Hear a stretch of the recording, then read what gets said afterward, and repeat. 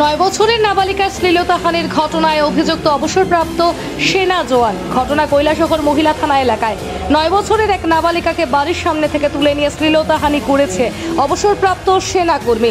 কৈলাসহর মহিলা থানায় এমনটাই অভিযোগ করছেন নির্যাতিতার মা।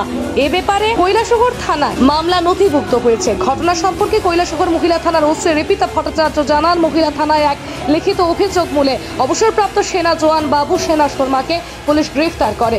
রিপিতা ভট্টাচার্য জানান যে আটক ব্যক্তি বাবু সেনা শর্মা নয়, 9 বছরের এক নাবালিকাকে নিজ বাড়ি থেকে তুলে নিয়ে গিয়ে নাবালিকার সাথে শ্লীলতাহানি করেছে বলে নাবালিকার মা থানায় লিখিতভাবে অভিযোগ দায়ের করেন।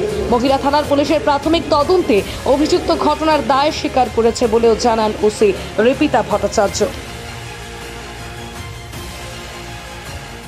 গতকাল 15 সেপ্টেম্বর আমাদের কাছে একটা কমপ্লেন আসে যে আমাদের থানা এলাকাতে একটি 9 বছরের নাবালিকা মেয়ে, ওকে একজন ব্যক্তি, ওদের এলাকার একজন ব্যক্তি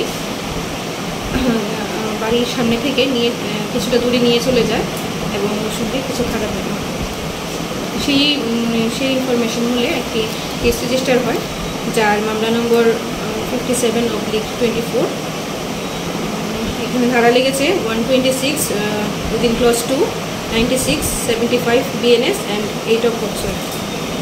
এই অভিযোগ মূলে আমরা একজনকে গ্রেপ্তার করি, ওনার নাম বাবু সেনা শর্মা, এবং আজকে ওনাকে আদালতে প্রেরণ করা হয়েছে। প্রাথমিকভাবে পুলিশের তদন্ত থেকে উনি স্বীকার করেছেন।